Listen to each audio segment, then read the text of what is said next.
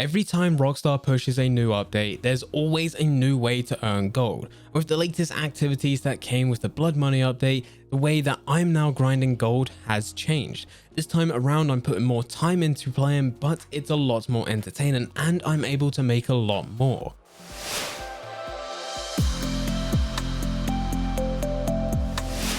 Before I do get into the video, if you enjoy the content here and want to see more from me, then make sure you hit that subscribe button and that notification bell. We are uploading Red Dead videos every single week, giving you the latest news and the latest tips. So if you do want to stay up to date, then make sure you are following the channel. Getting back into the video, out of all the currencies in Red Dead Online, gold is the most valuable. Gold is the currency that is backed by real life money, as you can buy it from the store. It can be used to buy near enough everything within the game, and will be used to buy any new content that releases as part of future major updates.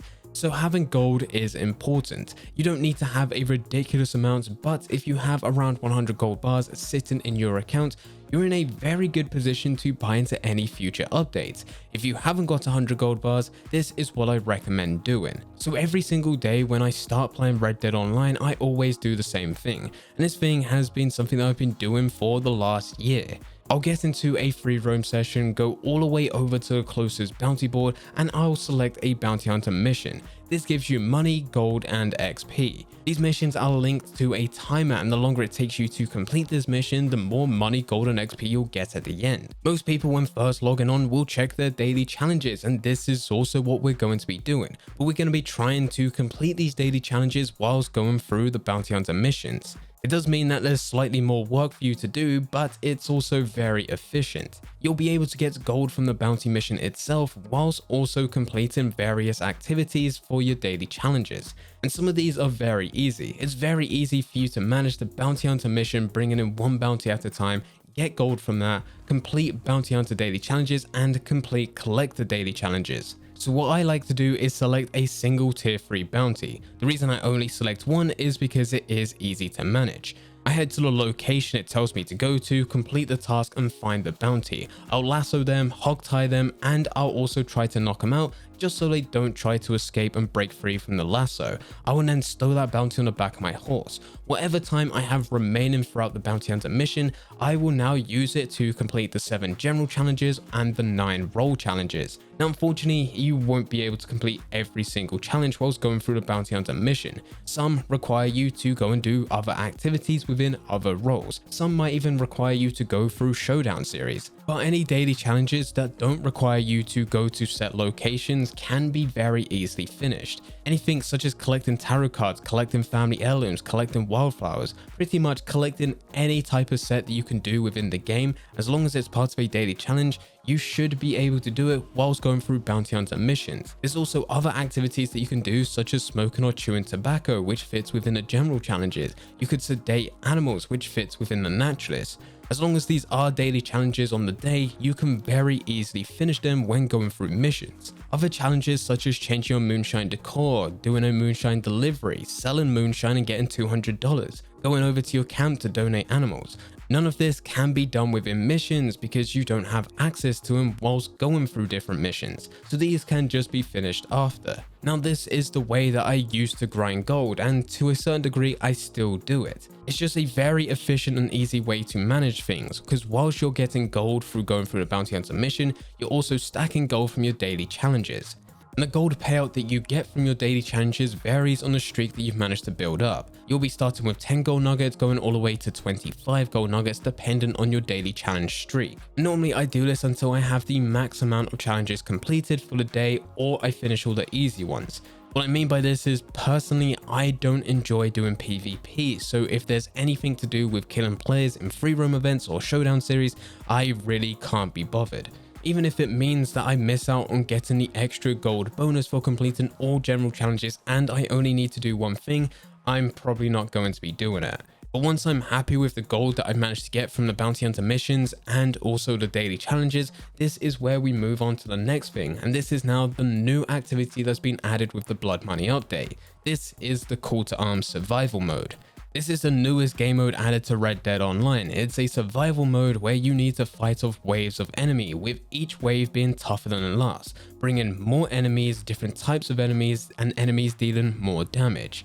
This game mode got a lot of praise from the community because of how fun it is. Plus, in the first week, it did have a huge payout, being triple the reward. So if you was able to go through it when it was first released, you was already able to make a lot of money, a lot of XP, and most importantly, a lot of gold.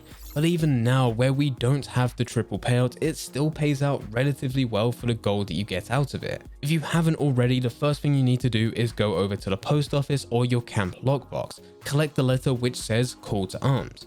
You can then go into your satchel, go across to documents, go all the way to the bottom to find Telegram missions, and there you'll find a call to arms letter.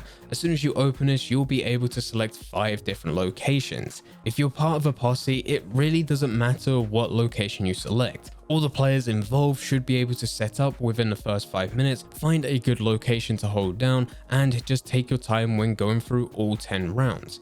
Once you complete all 10 rounds, you'll all be able to get 1 gold bar at the end.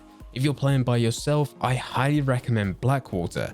Blackwater is a lot easier compared to the other locations because you're able to use the buildings, climb on top of the roofs, and you could just look down, putting yourself in a very good position to have an advantage. When the enemies start to get tougher at around 5 or 6 and the war wagons start rolling in, you'll be in a very good position where the war wagons can't get to you, giving you enough time to take out all the enemies and eventually taking out the war wagons. With this game mode, every round that you finish gives you 10 gold nuggets. So if you successfully complete all 10 waves, you'll get yourself 1 gold bar. Now, I did just previously recommend what to do if you're part of a posse or if you're playing by yourself. My highest recommendation is that you do play as part of a posse. If you have no one to team up with, there will be a link in the description down below which will take you over to the Discord server. Over there is thousands of different players that play Red Dead Online, and there's loads of different chats which you can meet up with other players to go through different activities, including the new Call to Arms survival mode. The payout and difficulty is exactly the same if you play by yourself or play as part of a posse. So this does mean if you play with other players, you'll be in a much better position. It's not just one person taking out enemies, it's 4, making things go a lot quicker and a lot smoother. It's also likely that you'll have a much higher cash payout.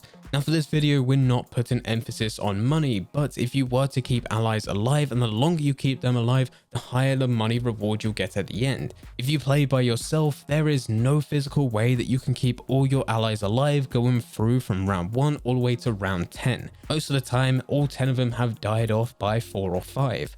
With a posse being located in different areas of the map, you're then able to at least keep a couple of them alive, giving you a much higher cash payout at the end. The good thing with this though is that this is a gold tutorial and the gold payout never changes. As long as you complete the wave, as said, you'll get 10 gold nuggets every single time. But this is the process that I go through every single day. I start off going through a bounty hunter mission, I check my daily challenges, and I complete the ones that can be finished within the missions. Any other easy ones after I complete the mission, I will then just complete them separately. These will be daily challenges such as selling moonshine, changing my moonshine shack decor, or any other various activities that you can get within your role challenges. After that's done, I will spend some time going through Call to Arms. I will aim to complete all 10 waves whether I'm playing as part of a posse or playing solo, but there are times where I'm just not feeling up to it. Sometimes the game gets the best of me and I only manage to get to round 6 or 7, giving me 60 or 70 gold nuggets. But this is perfectly fine because it's still a very good payout compared to anything else within the game.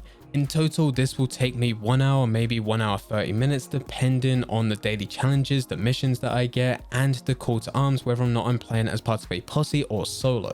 If I'm playing this solo, it's going to take considerably longer. We'll push to that 1 hour 30 mark. This is the biggest time consumer, but if I'm playing as part of a posse, my fastest time going through one of these call to arms survival modes is 37 minutes. So when you take into consideration that I'll be completing a bounty hunter mission and also the daily challenges and then going into a call to arms mission, as long as we do things efficiently, it can take as little as just 1 hour.